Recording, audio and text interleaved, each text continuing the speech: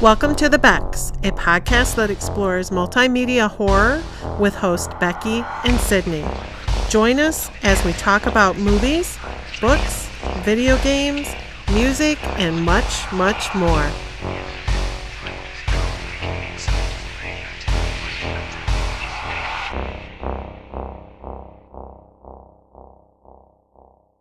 Thank you so much for joining us. My name is Sydney Rebecca. And I'm Rebecca Snow. And we're the Becks. It feels like so long since we have sat here. We only didn't record last week, so it's not like it's been that long. No. We've definitely gone longer. We have. And the week before we recorded a long time. Yeah. That was a very long episode. I think both parts ended up being, after editing, over 30 minutes each. Well, you get an extra large two-parter. Yes. Okay, so this week we're talking about... I almost said it wrong. One day at work, I was super stressed out, and I said it wrong and knew as soon as it came out of my mouth, I was like, oh no. Did you just say heretic? I was like, yes, I know. She's like, it's pronounced heretic. I'm like, I know. As soon as it came out of my mouth, I knew. Oh, dang it. So, anyways, we're talking about Heretic. It's really easy to say it wrong now. Yeah, I know. It's like a brain worm. I've been infected by it. So this stars Hugh Grant, and he plays a crazy bitch. Oh yeah, he's super out there somewhere. So there are these two Mormon girls. There are essentially our main characters. Sister Barnes and Sister... Paxton, yes, thank you. And which is which? Barnes is the dark-haired girl, right? Yes. Sister Barnes, who was played by Sophie Thatcher, and Sister Paxton, who was played by Chloe East. Which I had never seen any of these actresses before this movie, and they were phenomenal. They were really good. It's hard to... Because Hugh Grant has had a pretty prolific career. Yeah. Pretty big name actor, so I think I'd be pretty intimidated acting across a powerhouse like him. Yeah. So Paxton and Barnes, they are Mormon, and they're on their mission to recruit / baptize Church of the Latter-day Saints. They're going to bring you into their church. Is it? Wait. Yeah, that's what they said at when they went to his door. For some reason, I thought Latter-day Saints was Jehovah's Witness. No, Latter-day Saints are Mormon. Jehovah's Witnesses are just Jehovah's Witnesses. Okay, all right. Yeah. So yeah, the Church of Latter-day Saints. If you've ever come across a Mormon, you know them when you see them. Well, they wear name tags a lot. And they're always very pleasant. Yeah, They always just want to know if you've been saved. So yeah, they're always nicely dressed, very pleasant, super nice. Mm-hmm. But they're annoying. It's a trick. At the same time. It's all a trick. Well, in this case, it's a trick that's turned back on them. No, we're not talking badly about the Mormons, okay? No. These girls are so nice. To each his own. Whatever you believe in is what you believe in. I mean, unless you're out killing people, then I guess I have an issue. But yeah, and there are issues with all religions. So true. Yeah. Anyway, they're Mormon. They have a certain quota they have to fill of people that they baptize and bring into the church. Yeah, and I think they have to baptize / convert a certain amount of people before they can essentially graduate. I don't know what the official terms are, but they kind of allude to it when Barnes and Paxton are talking. Yeah, and they're young girls. They're not, I'd say probably early 20s, maybe late teens. Yeah, maybe. I think they're out of high school, but yeah. The weather kind of starts to turn. They're about to go home. They have one last house to approach. And it's actually a list of addresses that have stated that they are interested in learning more about the church. So this person Mr. Reed, reached out to the elders and said that he wanted to learn more about the Latter-day Saints and Mormonism, and Paxton and Barnes were the ones assigned to him. So they get to his house, and they are riding bikes. Mm-hmm. So they lock their bikes to his front gate and put the key in their pocket and head towards the door. Which, very sensible, but at the same time, his neighborhood isn't one where I would be like, oh yeah, people steal bikes here. Yeah, you know what I mean? Understood. I get that it's, their only transportation. Yeah. But at the same time... It looked like he was far away from any house. Yeah, just stash him. Put him behind the gate. You know what I mean? I guess it wouldn't really matter, though. It doesn't matter. as we know later on. So they start talking to him at the door, and it's pouring rain, and they're getting drenched. So he invites him in, and Sister Paxton is like, yeah, but your wife has to be present. And that's when Barnes is kind of like, no, we're okay out here, actually. And they asked him if he had a roommate, and he's like, what do you mean a roommate? And they said, well, a wife or a roommate, another female. Yeah. They're not allowed to enter a home unless there's a female present. Which is smart. I don't think they should enter a home ever. Not young people like that. Not even old people. Anymore, you shouldn't enter anyone's house not knowing them. There's something very naive about Sister Paxton, especially. Because they established this pretty early on. Because in the movie, they see these girls taking selfies, and they're in the middle of a crosswalk, and someone even honks at them. And the girls come over and actually ask Sister Barnes and Paxton to take a picture with them. And one of the girls pulls down Paxton's pants. Yeah, she asked her if it was really true that they had magic underwear. Which I don't know anything about that. Oh, there's... I didn't understand the reference at all. I was very confused. Let me look it up for you. Okay, so it's called a temple garment. A temple garment. It's a type of underwear. Sorry. How did you Google this, by the way? Mormon garments. Garments. Okay. I was like... It's a type of underwear worn by adherents of the Latter-day Saint movement after they have taken part in the endowment ceremony. Garments are required for any individual who previously participated in the endowment ceremony to enter a temple. They are viewed as a symbolic reminder of the covenants made in temple ceremonies and are seen as a symbolic and or literal source of protection from the evils of the world. So they look like girdles. Oh. For men and women, and they have undershirts too. Oh. Well, I guess I thought maybe it was just for girls. So it's interesting that it's for both genders. Yeah. So that's what they are, according to Wikipedia. Interesting. Okay. It was very humiliating. It was super upsetting. I was pissed. Yeah. No, that's horrible. Also, that's sexual assault. 100%. Pulling down someone's pants is sexual assault. Just saying. And they still kept going. Even though she had been humiliated on the street, they still kept going to people's houses and trying to spread their word. Yeah, Barnes had to be hard. Yeah, Barnes even kind of encouraged Paxton. She's like, let's get your quota. Or, I don't think she put it like that, but something like that. Let's get your baptism or something. I don't know. They have to baptize a certain amount of people in their religion. Because Barnes, she's like... I only have 9. Yeah, and I don't think Paxton was like, what? Yeah. You have 9? Yeah, Paxton I don't think had any. Yeah.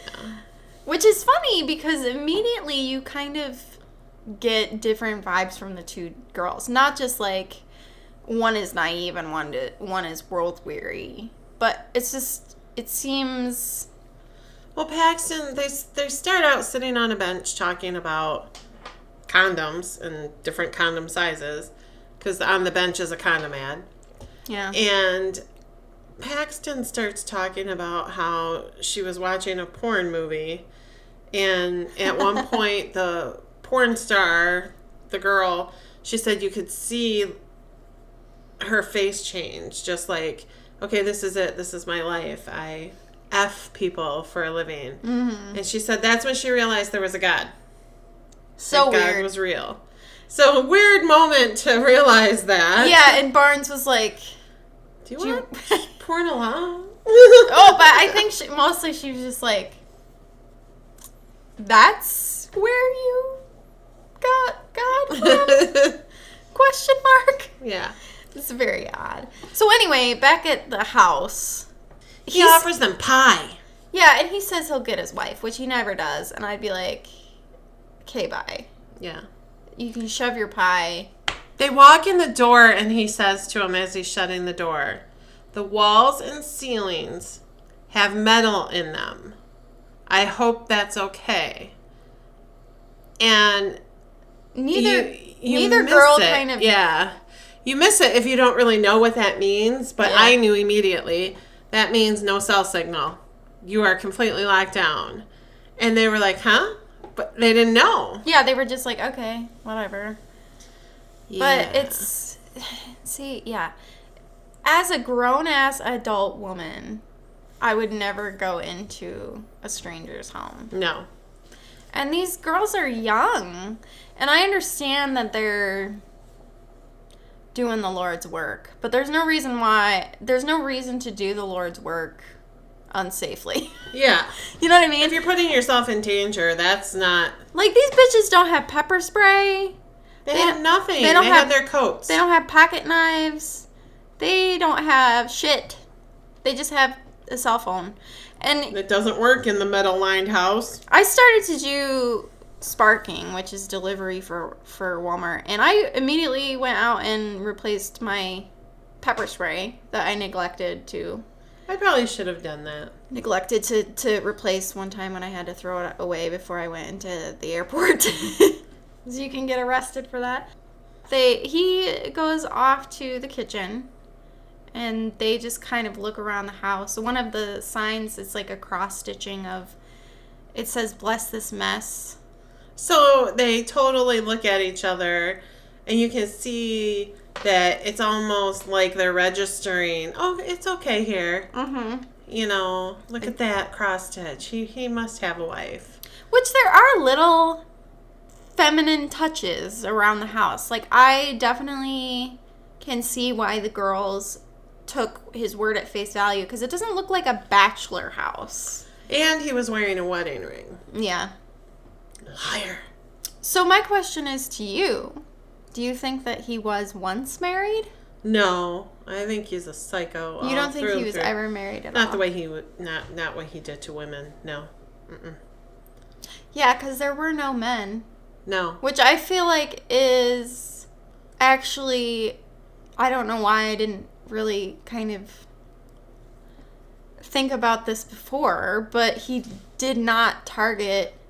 Easier for him to control men. Women. Yeah, because, yeah, we'll get to that. So he starts asking, he brings them some drinks, which neither of them touch. Because they don't drink pop, and he brought them pop. Yeah. Or soda, wherever you're from. Some people call it soda. Don't look at me like that. I always argue with Adam about this, because if you know to correct me, you know what I fucking meant. Okay? I was just saying it for our listeners that are not from the area and might think, what is pop? You're nicer than I am. I know. Anyway. So they didn't drink the pop. They didn't, and I think he remarks upon it somehow. Because he's very interested in Mormonism. He has a ton of questions for them, which... Random weird questions, though. Like, the conversations head one direction and then it switches real quick. Yeah, like, they start off very innocuous and, I would say, semi-normal questions that you would have about he tells religion. the girls that he thinks being religious is a good thing. Mm-hmm. And they were like, well, then we find that very refreshing. Mm-hmm. Because in society, religion has kind of lost its way and many people don't believe. And, yeah. Yeah. But then he asks... For example, at one point, he's like, what is your opinion on polygamy? Just out of the blue, though. They're talking about a completely different subject, and he interrupts them. Yeah. And says, what is your opinion on this? And their faces just kind of go, duh. Well, no, it was very fucking uncomfortable. Yeah. And this is the thing, too, is he never in this movie, molests or rapes them. No. Which is good, because I was a little scared. No sexual abuse or anything like that. I mean, what they go through is still very terrible. Oh, it's horrible. But it's interesting to me that that's never a thing that he does. Especially with the weird question. Like, he has a bunch of fucking women locked up in his basement. Spoiler. I was going to say, wow, we just jumped way ahead. Well, we'll get there. But I'm just, saying, he has all these women. And it's all about one thing, though. When we get to the end, it's all about that one thing. What the true religion is. Well, from a psychological perspective, rape has everything to do with that. True, but I agree. Rape it fits into that religion of his. Yes, but maybe he's not a sexual deviant. He's just psychotic. I guess I don't really understand what a sexual deviant is. Do you think it's only illegal sexual activities? No. So why? Could be lots of anything. But again, rape psychologically doesn't have anything to do with sex. Truth. But psychologically, it still gives that person that high. Yeah. I guess if you're not after that, you wouldn't really... Yes. Okay, I get what you're saying. Anyway. Oh, my Lord. It was an interesting tangent we went down. Yeah. So, yeah, they're like, okay, so they can smell the pie. He asked them what kind of pie it smells like. And Paxton, I think, says blueberry pie. Which, I want to know where he's buying his fucking candles. Because if I could buy a candle that actually smells like blueberry pie, I would spend all my money on it. Blueberry pie is my favorite. So you would allow yourself to be kidnapped for blueberry pie? I didn't say that. He did technically have blueberry pie. Yep. Anyway, we're jumping. Oh, it's just we're jumping ahead. It's very twisted. Yes. Yeah. So he actually gets out the Book of Mormon, and it's filled with bookmarks and annotations, and it's all marked up, and it's crazy. Yeah, he has a bunch of little sticky notes in there. Yeah, and Paxton was like, oh my God, you know more than we do. Yeah. And she's very taken in by this. She's very charmed by him, which he is charming. Sure. But he's weird as fuck. Yeah. And Barnes does not trust him at all. She's very shifty about it. Yeah, I think Barnes has been through some shit in her life. Because she's more standoffish. Yeah. And you can tell. They set it up to seem like she was less of a believer. Yes, they did. Than Paxton was. They did. So I think Barnes was finding her way. Where Paxton had already decided that she knew her way. Yeah. Yeah, that's a good point.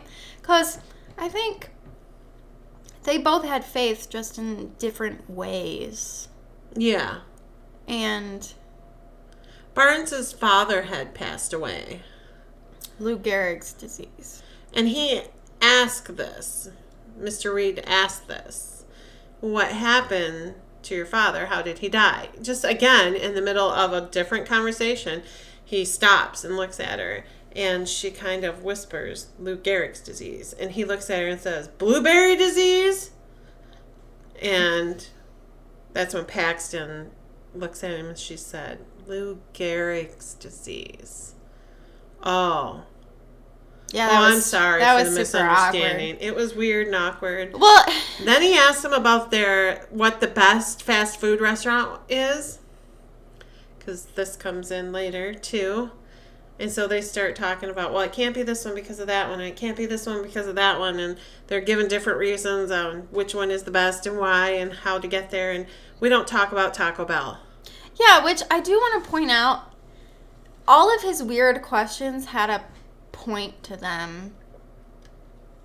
He used them later, which was so freaky. Yeah. And just uncomfortable.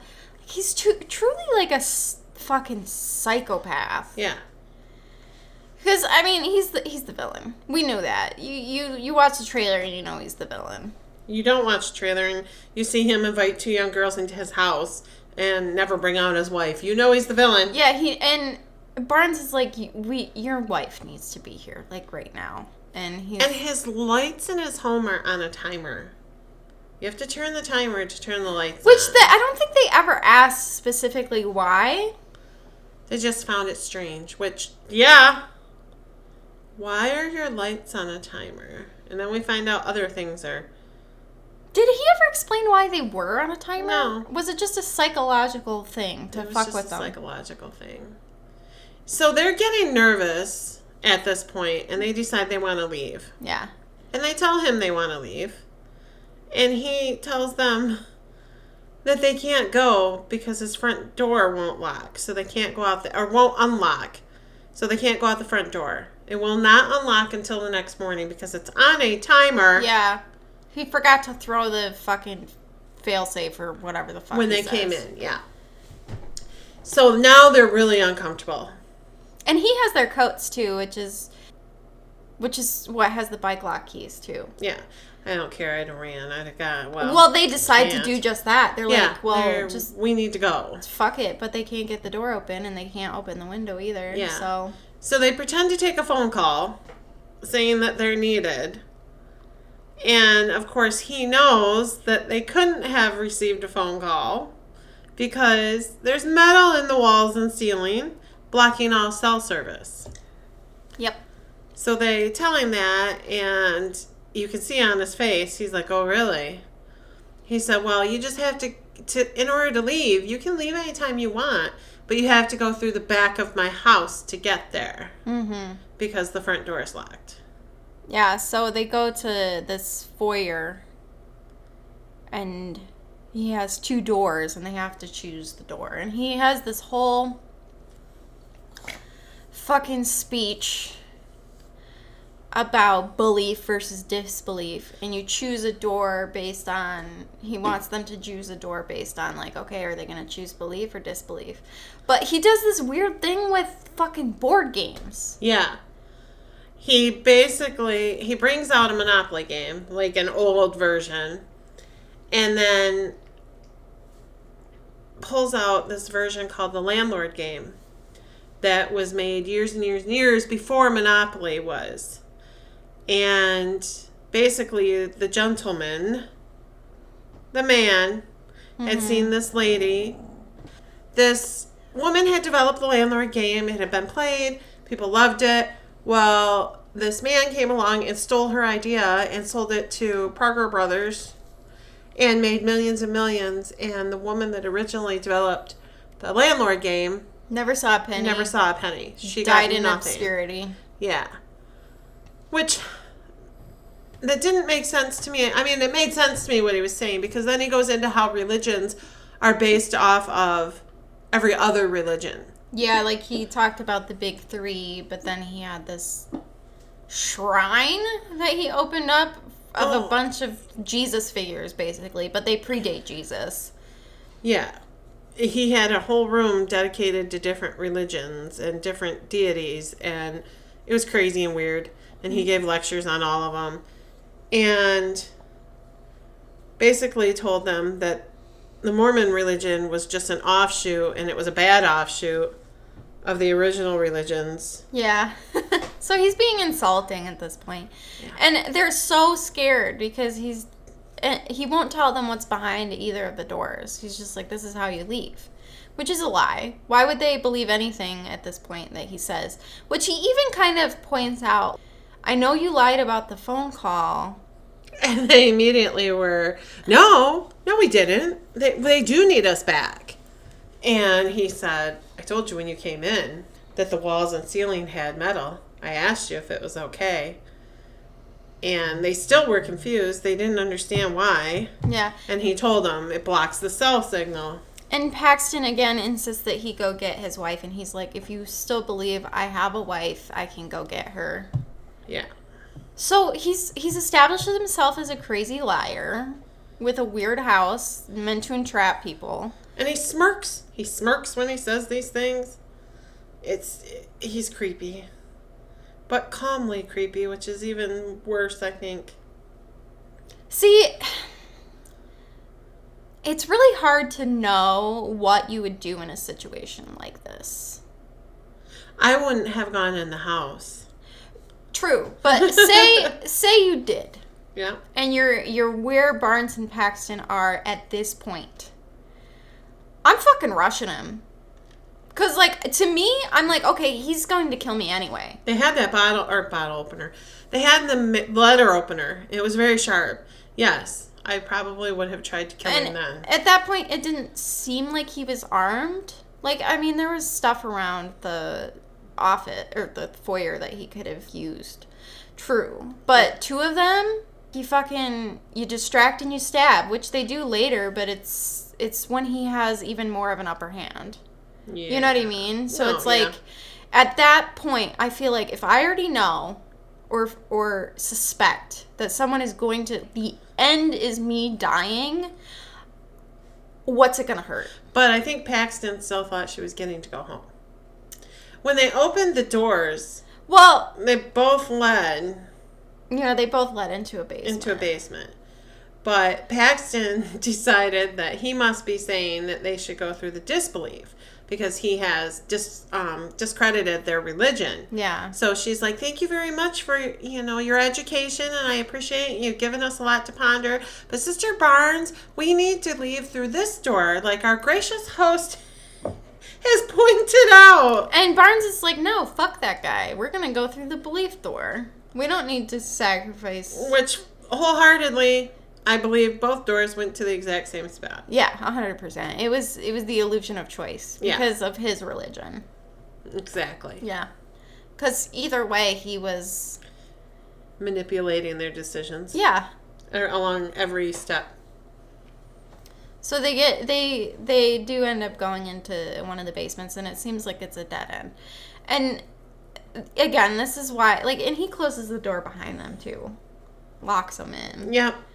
And there's just a table and no way out, basically. And again, this is where, for me, it's like, okay, this is ending in my death. Guess what?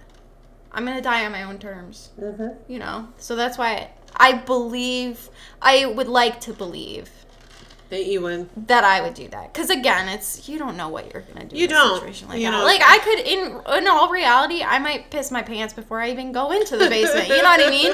Like, I don't know what I'm going to do. I'm not curious enough to find out, Me either. I don't want to know. Live my whole life without knowing. Thank you. Exactly. So, they're not in there very long before this fucking old, decrepit lady comes in. Well, she's not even old. She's just sickly. No, she's just sickly thin, and eyes are sunken in and dark, and she's creaky. Her nails are long and dirty, and she just looks bad. Yeah. And she comes down these stairs, comes into the room. Different stairs, I think. Yeah, different stairs from the other side of the room. Yeah. Which was weird. Because we didn't see those to begin with. Yeah. So she comes in and she sits down at the table with a pie. There's the frickin' pie. No. She prays first, and then Reed comes back down with the pie. Oh, that's right. To her. And he's telling them that she's a prophet. He's telling the girls that this woman is a prophet. They're about to see a real-life miracle. She's going to die. But then she's going to come back. Because he put belladonna in the blueberry pie. Belladonna and something else, too. They kill you. Yeah. So, yeah. This woman eats the pie, a handful, and just scarfs it down. It's pretty gross. It's very visceral looking. I mean, I don't know if I'll be able to look at blueberry pie the same again. And she literally face plants right into the pie. Dead. Yeah, she dies. And of course, Paxton and Barnes are freaking the fuck out because they just witnessed the lady kill herself. Yeah, and he's on the speaker talking into the room or through the door. Or I don't know where he's talking, but it sounds like he's right there. Yeah. He's like, I need you to check for a pulse. So they walk over and they try to check, and she makes a last breath noise. Yeah, she spasms. Yeah. And scares them because they're convinced she's alive, and he said, she is not alive. That's just natural. No, he gets super mad, too. Remember when I was watching it, I'm like, they don't have to do what he tells them to. I'm like, just don't check the pulse. Which is the whole point of his religion. Yeah. Exactly. So I wonder what would have happened if they had resisted more to begin with. Would he have just killed them? Because we know later on that he's capable of it. Yes. So it just makes me wonder. Because it all falls apart. You know what I mean? So as they're watching this woman, because he says she's going to come back to life any minute, the doorbell rings. And his doorbell is like a loud buzzer ringer thing. Yeah, it echoes out the house. So the girls get excited and think it's the elders coming to find them. Mm-hmm. And he goes to the door, and we find out then that the door really is locked behind his light switch by the door. But he can open it at any time. Is an actual timer and a lock. So he opens it, unlocks it, opens the door, and there's Topher Grace. Topher Grace. So there stands the elder from the church asking for the girls if he had seen them. And he said, no, you're my first house visitor I've had all day. And then Topher Grace is like, but you were on their list. Like, you did ask for information. So they were supposed to stop by here. And you almost think, for a second. Yeah. You're like, oh, shit. I thought that Reed was going to kill him. I did, too, for sure. So they talk a little bit, and he tells them no, he hasn't seen them, and he leaves. So he locks the door again, and he goes back. And the girls, while he was gone, had seen that the matches that he lit the candles with had fallen on the floor. Well, he knocked them on the floor. Mm-hmm. And they were on a rug. And they thought if they could pull the rug to them, get the matches, then they could start a fire. And the smoke would alert people that they were there. Yeah, which was really smart. The thing that frustrated me about this, though, was that they pulled the rug so slow. And it was so slow. And it's like, I understand why, because they didn't want to make a lot of noise or whatever, but if you pull it fast enough, the noise doesn't matter as much, you know? Exactly. So he comes back in the room, and then the doorbell rings again. Just as you think he's going to catch them getting the matches. So they get the matches. He goes back to the door, and lo and behold, it's Topher Grace again. And he's like, I would really be wrong not to ask you, have you received this booklet? Yeah. And it was the pamphlet for the Book of Mormon. Yeah, I really wanted to slam my face against the wall at that point.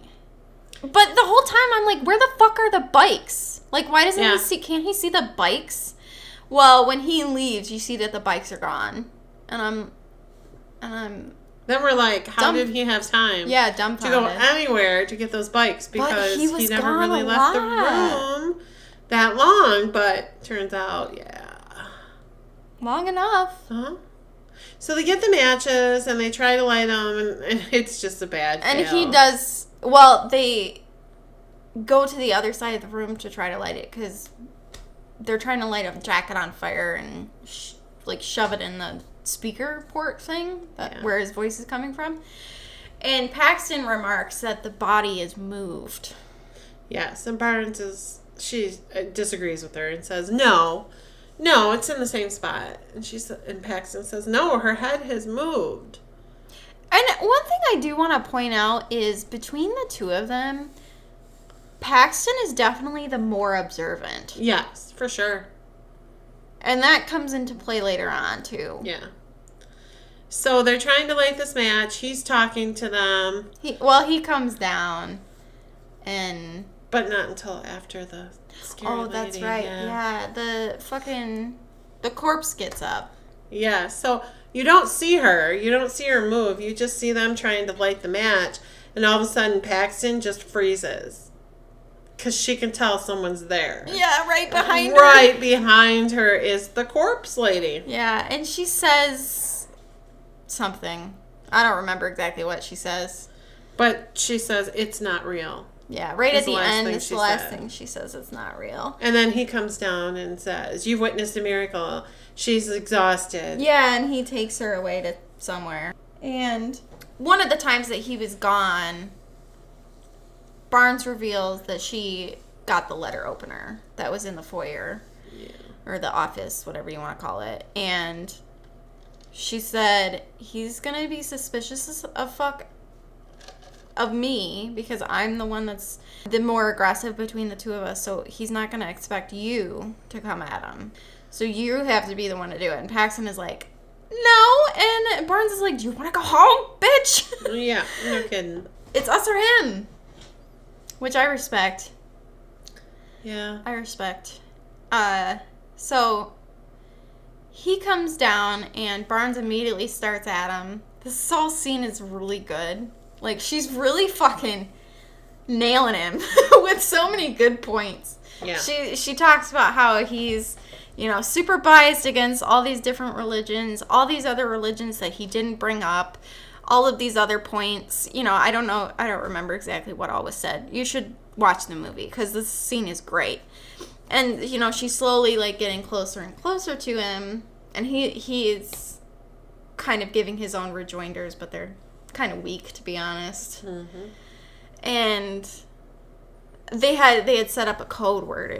It was going to be magic underwear. Because the thing that she says with the dead lady coming back to life, she says it was just a magic trick.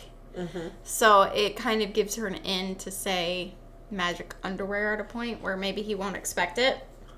But as soon as she says it, she doesn't get to finish before he slits her throat with a box cutter. So quick you can't even really tell what happened. We had to rewind it because it was just bam. Yeah, because I missed that he had gotten closer to her. It was kind of a tense scene. A lot was happening because you're looking at Paxton, you're looking at him, you're looking at Barnes. You're looking at the pie. Yeah. So it's this. You're wondering how the dead lady walked. Yeah, lots going on. Yeah. And Paxton immediately freaks out, which I understand. I empathize. But that still was the perfect opportunity to fucking gut him with that letter opener. I know your friend is dying. I had to stab him in the neck so many times till I hit that jugular and watched him bleed out. Yeah. I'm not violent. No, but really, him or me. She loses all elements of surprise because she runs away. And I know I'm sounding super overly critical. Again, you don't know what you're going to do in that situation. But his back was to Paxton. He just killed her friend. Yeah. Or her sister. Yeah. Fucking stab that dude right in his balls. Right up the pooper. I'm getting violent. I feel like at that point. Oh, for sure. If you're defending your own life, you have to. And he was crazy. Because he never faltered. He was just so calm. Yeah. About everything. And I think the creepy. Thing was he was very bothered by Barnes. And at this point, I think that he realized he couldn't get her to be a part of his religion, shall we say. Yes. So when he kills her, he tells Paxton that she was not good enough. She would not have come back from the dead. She could not come back because... Well, he did say at first that she was going to come back. Yeah. But then it doesn't happen. So he slices her arm open, pulls out an artery...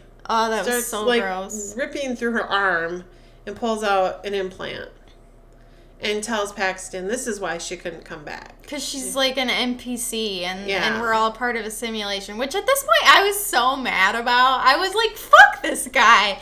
I seriously... She's like, it's birth control, I think. And he's like, exactly. What Mormon do you know that's on birth control? So...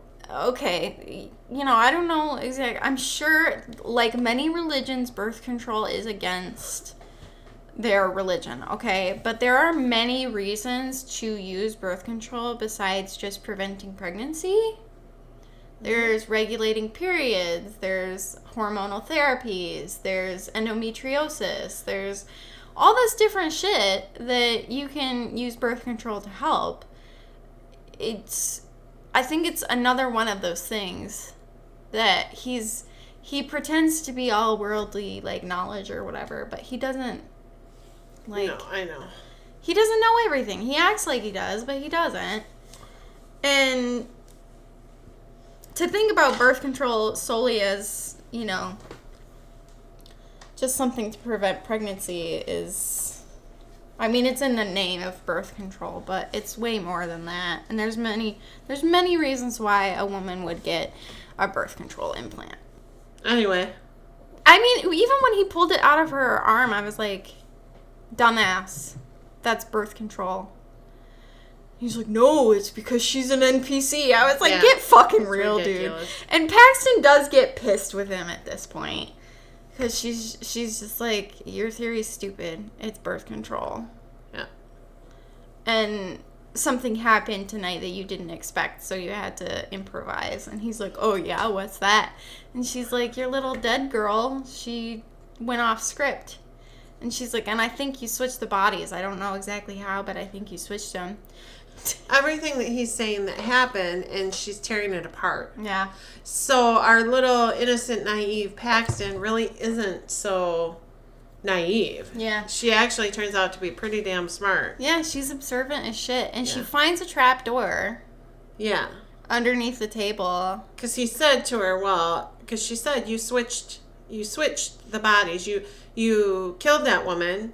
Then you disposed of her body and brought in a new woman to replace her. Yeah. And he's like, well, if that was the case, there'd have to be a way. There'd have to be a dead body somewhere. And she said, exactly. And so Yeah, she investigates a little bit, finds a trapdoor, and he's like, don't go down there unless you want to know about the one true religion. And he said, if you're right, then there should be a dead body down there, a dead woman down there. And she said, exactly. And he said, and how do you plan to prove that? And she said, I guess I'm going down there. Why would you do that? She said, because I want to know. I want to know the truth. And so down the ladder she goes. And there's a dead body. Yeah. And there's weird shit in this little basement. Like, she keeps opening different colored doors. And there's occultish paraphernalia, shall we say, everywhere. And it's wet and dripping, and it's gross. There's so much water in this house. I don't know where it all came from. It wasn't raining anymore. It was snowing, by the way. So, everything was dripping. It was weird. Yeah. Oh, and we forgot to tell you, too. When he had the girls first down in the basement, when they first went down, they show him carving this little humanoid figurine out of wood. And he puts it on this scale model of his house. But it shows all the creepy, weird tunnels and stuff. So little you're looking passages. at his, crazy house and the secret passages and everything. Which, So she goes all the way to the end of these secret tunnels down there. And she finds a room full of caged women. And he's really not chasing her. Mm-mm. He's just letting her wander. He does follow her in there. She actually gives one of the women her coat because it's cold. And they're just in rags. Yeah. And they have bowls for water. Yeah, he has them in cages. And not big cages. They're in, like, kennels. Yeah. So they're all humped over and they can't stand up. And they're emaciated and, they look horrible. They're freezing. Oh, it's bad. It's really, really fucked up. And she's upset. And this is when Reed comes down and he reveals what the one true religion is, which is control. She actually reveals. She breaks it down again. And looks at him and she said, you've been controlling everything, every decision I made, because you want me to know what your one true religion, what the one true religion is. And that's right. Control. Yeah. And he just smiles, this creepy smile. And he's like, you're right. Every decision you made tonight, I controlled. Everything you chose, I had control over it. Which is why again, if I just wonder if they had never gone along with any of the shit he wanted. If they had just sat in that foyer and been like, I'm going to wait until morning. Or they had their throats slashed because Barnes did stand up to him. And that's when he killed her. Well, again, he perceived her as a threat to his religion, so he eliminated her. Yep. So probably, you're right, it would have just hastened their deaths. But at the same time, it's like, why give the motherfucker the satisfaction? She's standing away from him because she's upset and crying. And because he talks about how the women all want to be there. Yeah, it was their choice to be there. Which I have many questions about. But it really wasn't their choice. If his religion is control, then he forced them to be there. What's the safe word? You know what I mean? Yeah. Like, he's committing crimes against humanity. He doesn't care. He's right. That's all he cares about, is that he is right. His religion is the only true religion there is. I hate men. He says that all religions control their flocks. Yeah. Which I think it's just one of those small-minded things. I think some religions, sure, have an element to control. But I think a lot of them have more to do with self-control, to be honest. I mean, that's my viewpoint. You know, I know that there's some cults and stuff out there that are genuinely horrible and just want to control people or whatever, but at least with my personal philosophy and my spirituality, I think self-control is very important, and you can find meaning through life without controlling other people. He's just true. He's a fucking psychopathic dude. Oh, he's 100% psychopathic. And while I agree that the churches, many of them do try to control their members in certain ways, I do believe that spirituality is a good thing. And yes, self-control comes along with it. Basically, you're back to the golden rule. Treat people as you would like to be treated. I think that's just what all religions start out as, is that you're supposed to treat people decent and be kind and loving. And then it can be turned into other things. You know me, I have a hard time with Orthodox religion and churches because of what happened in my family. Yeah. And so, I am super spiritual. I'm genuinely surprised that at the end of this, he wasn't like, also, I'm Jesus. Right? You know, he never had that persona of grandeur or anything. Like, he didn't, it's not like I don't think he thought he was a god. Yeah, no, he didn't. He just wanted to prove that the only true religion was control. And whether it was him controlling or other people controlling, he was just stating that all the other religions were nothing compared to what his idea. Yeah. Ugh. So Paxton decides to stab him in the throat at this point, which is awesome. And she does it sneakily. Yeah, she does. Because he didn't expect it from her. No, he didn't expect her to fight back. This is my question, did he want her in one of those cages then? I believe so. I believe he wanted her to submit to him, and because she was crying, and that's when he walked up behind her and pulled her hair aside. Yeah, he was touching her, it was so icky. Yeah, I think he thought, he told her, you can die and come back. You know, he was really trying to control her. So she fought back. Stabbed him in the neck. So icky. He also stabbed her in the stomach with a box cutter, though. Yeah, she had run away. And she ended up back in, like, the foyer where it originally started with the board games and all that shit. And then she ran back down in the basement where Barnes was. Yeah. And he walked up to her and, well, she felt him. She knew he was behind her. And she turned and he stabbed her right in the stomach. It was one of those extendable box cutters, you know, the ones that have the long, thin blade. Yeah. Stumbles away from him to be at the other end of the circular room. And he tells her to pray for them. he falls down and is bleeding out. And she said, prayer doesn't work. Didn't you ever hear about the whatever prayer study? Yeah. Which, interestingly enough, I heard the opposite of what she said. I don't know. Is that a real thing? Was there a real prayer study? Well, this is the thing. I think I was propaganded by my church. Oh, you probably were. Which I'm saying kind of flippantly, but, you know, it happens. Yeah. You know? Well, this one says, this is according to Google AI, a large study on the effects of intercessory prayer on patients undergoing heart surgery found that patients who knew they were being prayed for had a higher risk of complications, suggesting that prayer may not improve outcomes and potentially increase stress. Really? Mm-hmm. Huh. That's interesting. Well, maybe it's like one of those things like, okay, if they feel like I'm bad enough to pray for. Yeah, like it gives them more anxiety or something? I don't know. Interesting. Well, I'm not telling anybody I'm praying for them anymore. If I'm going to pray, I'll just pray. I'm not going to tell them I'm praying for you. If that's true, that's horrible. I know, right? Well, this is the thing, too, is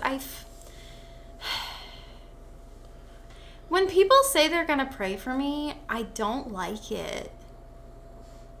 I don't know why. I think it's just something, like, it's like, oh, you're going to pray for me? Thanks. I was just thinking that. I hate that because it's not, I know they mean it from a good place, but at the same time, I'm like, why?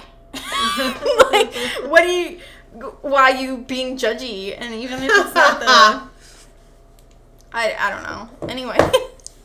She prays for herself, though, which I think is funny. So he dies.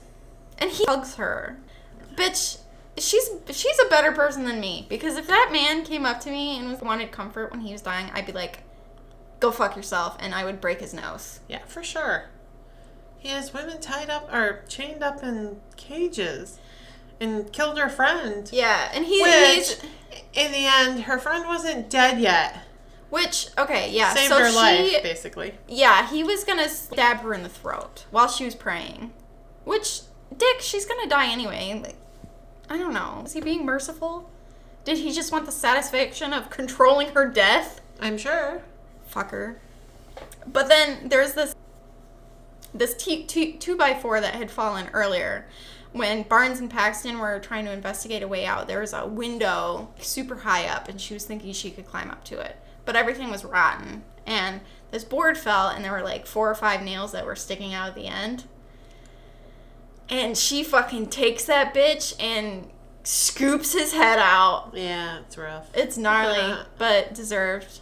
I think she should have whacked him other places first, just to... She was getting the job done. Well, yeah, I mean, her friend was in immediate danger, so I get it. But at the same time, like, he died too easy. Yeah, it's true. So Barnes ends up dying in Paxton's arms. Yeah. And she saved her friend. She did. She kind of came back from the dead. Yeah, she kind of did, but I do find it kind of ironic that she came back, but it was to kill Mr. Control. Yeah. So, yeah, Paxton's finally able to leave. This is the coolest scene to me. It was such a cool scene. So she's going through the tunnels to get out, to find a way out. And you see her, they pan down on his model of his house that he had in his whatever study or whatever it was. Oh, yeah. And you see her like trying to get out. And then the door opens and she's there. It was just, I thought, a super cool scene. They shot that really, really well. That was cool. For sure. And when she makes that out, you don't actually find out if she survived. Because, again, she got stabbed in the abdomen. And unless you get help right away, that's a really dangerous place to get stabbed. I told Sydney I'd be okay because I got fat belly. So that 3 inches of... 3 inches of blade wouldn't have killed me. I wouldn't have hit nothing important. But earlier in the movie, Paxton had said that when she died, she wanted to come back as a butterfly. and she would land on her loved one's hand, not specifically flutter their around hand. them, on their hand, land on their hand, so they would know it was her. They would know it was her. And this is Paxton saying this. This is Paxton, who has survived so far. So she is out in the woods trying to make her way, and she falls to the ground, but a butterfly comes and lands on her hand. In the snow. Yeah. Which is not when butterflies should be out. No. But then it just disappears. Yeah. So it's like, did she imagine it? Yeah. And that's how the movie ends. Yeah. Good movie. Good movie. I'm looking forward to seeing it again. Really twisted and turns and... Twisty, turny. Yeah. Lots of going on there. I thought it was good. I've seen it twice now. Yeah, no, I would definitely watch it again. Especially because I don't know, did you notice sneaky things the second time around that you didn't? But I still think I missed some. Yeah, so it's like, it's the one of the things that Paxton actually pointed out to him. She's like, I was trying to figure out how you got rid of our bikes. And she's like, it was one of the times when you went into the kitchen, quote unquote, because you came back and your hair was wet. Yeah. So again, it goes back to that, her being more observant than Barnes. Yeah, and she even realized she knew that he was thinking about something else during some of the interactions they had, because when he had taken the key out of their coats, stole the bikes, he put the key in the wrong pocket. Yeah. And because he used the bike lock later on. Yeah. For Paxton to open it. So interesting. Mm-hmm. So there are little things that I didn't notice that the first time, and so there are things that I'm sure we'll see if we watch it again that are different and new. And well, I knew it was sketchy because I remember making a point, because the movie made a point of being like, oh, Barnes is putting the bike lock in her pocket. Yeah. So when it wasn't in her pocket, but it was in Paxton's, I was like, why the fuck? Yeah. Is that a thing? Like, why would he steal the key just to, like, was he fucking, like, I thought he was just fucking with them mentally.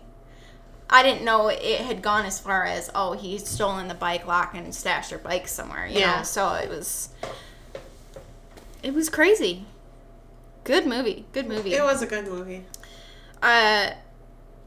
One thing I just want to point out is this movie, these filmmakers they were inspired a lot by Contact. Oh. And Inherit the Wind, which I've never seen. I've not seen that one. Yeah, I've never even heard about it. But both of those movies handled serious discussions about religion in a way that was accessible to a broader audience. Oh. Which I do think at times Heretic was a little too... I might be wrong about this, but I feel like it was almost a little too weird and intellectual for broad audiences. It might be. I guess, I don't know. I don't know a lot of what the audience score of this movie was, so... This movie did just come out, by the way. Also, one of the writers of Heretic, Woods, his father died of esophageal cancer. So he had a lot of questions about the afterlife and what happens after death. And they wanted to create a story that explored different perspectives on religion, including those of religious, non-religious, and people from various faiths, which I feel like they did a pretty interesting job on. Because I want to point out a lot of movies that have religion in them or whatnot. I really thought going into this movie that it would be a lot more critical of the Mormon religion than it actually was. Because at no point do you really side with this fuck. Okay? No. You might think, like, okay, he had almost a good point here or there, but you're mad at him because he's just attacking these two young girls about their religion. Yeah. And they're obviously still learners themselves, so it's like, it just feels disingenuous of him. You know what I mean? Mm-hmm. So you just don't like him. I mean, even, yeah, like, he's the villain. He's just very overbearing at times, and he's super smart.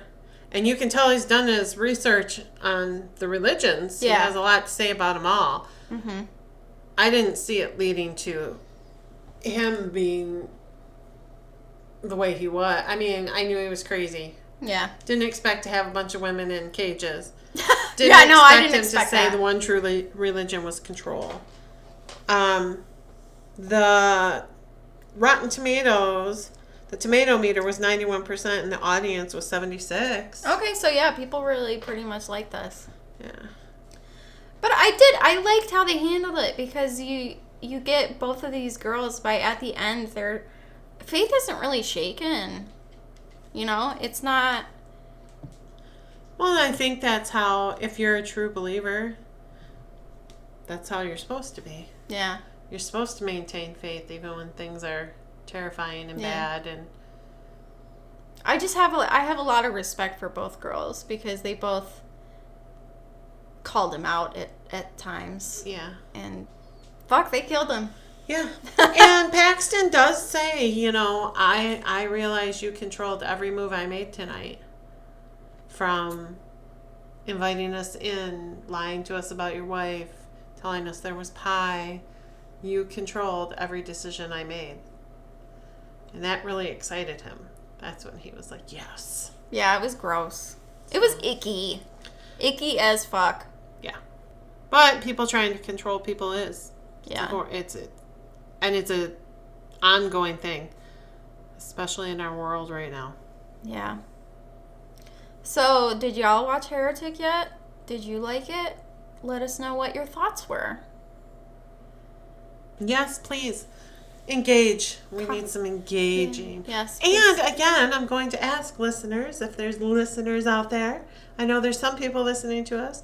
Spooky, scary story. Share one with us so we can have an episode of spooky, scary listener stories. Spooky, scary skeletons. Yeah. Send shivers down your spine. Today the pod, tomorrow the world. My name is Sydney Rebecca. And I'm Rebecca Snow. And we're the Becks. Biddy, biddy, biddy, that's all, folks.